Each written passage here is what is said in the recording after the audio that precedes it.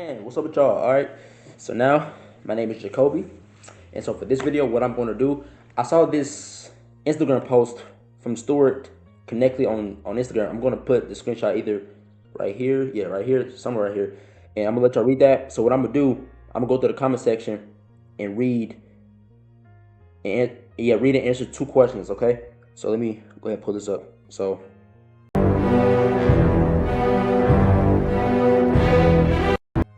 it says, we want to know, drop your biggest arguments against Christianity. Not just why is there evil in the world, some really hard questions. Okay, so let's take a look at these comment sections. Okay, so let me just find something. That first one said, if God is real, who put water inside the coconuts? All right. Okay, I'm gonna go with this first one. Well, hold on. All right. So from tim.p7806, he says the question is, why do some people get more pain, suffering than others? Example, disabilities. Okay, so this is a very good question. Now, the approach that I want to take from this is that everybody's on their own path. Okay, so it's a lot of different avenues, a lot of different avenues you can go with this question. But one thing I really want to highlight is that for certain people, it depends on what's in the blood. That's a word. But anyways, but not for real. So what's depending on what's in the blood. When I say blood, I'm talking about the bloodline. Okay, depending on what's in the bloodline, that could be one of the reasons why they're suffering, because some diseases are inherited. Some diseases are inherited diseases. I'll go as far as to say that some diseases are because of the words that they spoke over their life, the constant words that they spoke over themselves. You know what I mean? Proverbs 18 verse 21 all day. Death and life are in the power of the tongue, and those who love will eat the fruit thereof. Okay, so that could be one of many reasons why some people have or get more pain than other who get more pain and suffering than others. It could also be because them living in constant sin or willful sin, disobedience, or whatever the case may be. We know Romans 6 verse 23 states that the wages of sin is death.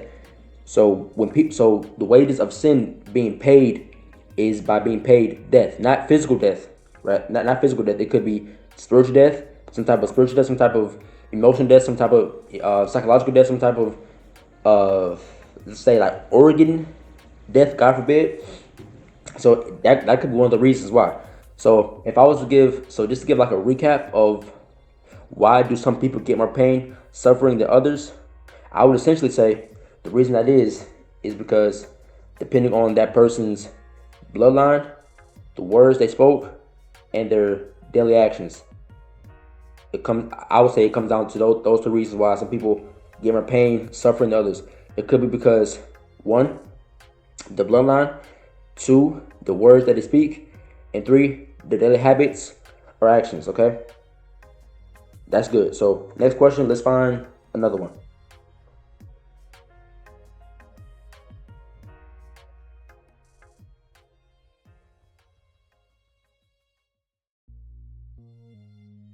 Okay, I'm gonna answer this one right here.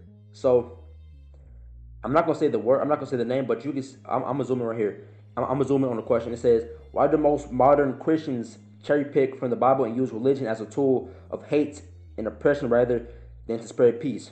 Great question.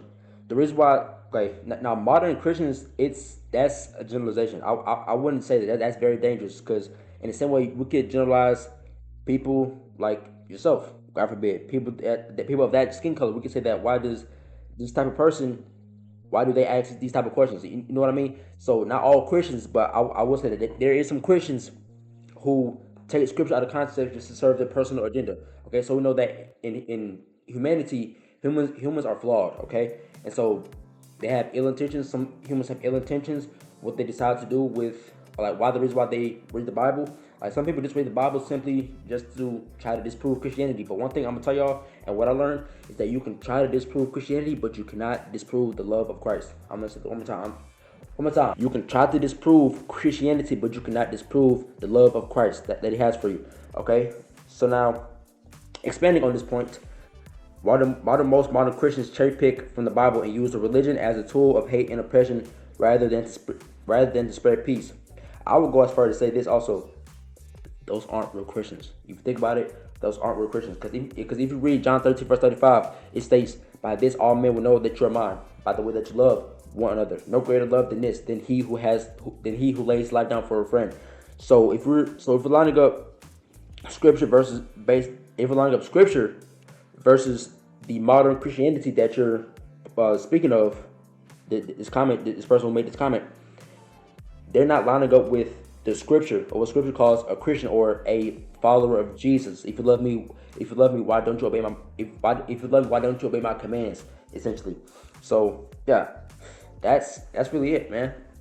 So 2 points from this is that those Christians aren't really Christians. Okay, maybe they could like attach the label to themselves just to be socially accepted, which is oxymoronic, because is Christians really accepted in this day and age? Anyways, but it could be because to serve their own agenda, or it could also be because they want to, or like they actually have hatred in their heart. Okay, so yeah, that's it. That's it for that one. Anything else? Nah. So those are the 2 questions that I'm answering today. Again, I'm going to make a part 2 to this, and we're going to see where that goes. All right. So y'all stay safe. Be easy. Be safe out there. Follow Christ. Spread the gospel. And yeah, love y'all. Peace.